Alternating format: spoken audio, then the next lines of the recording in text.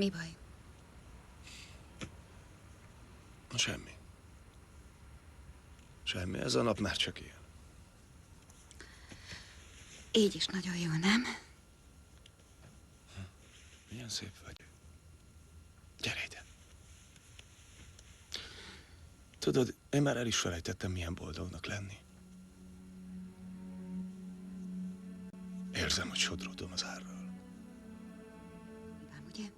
Nem.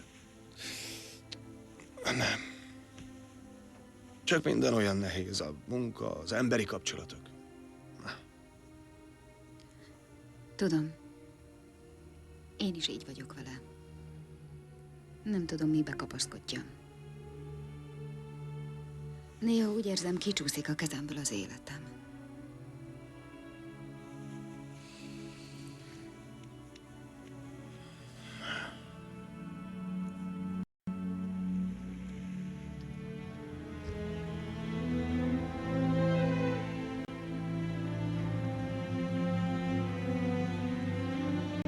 Figyelj, ne beszéljek Leticiával.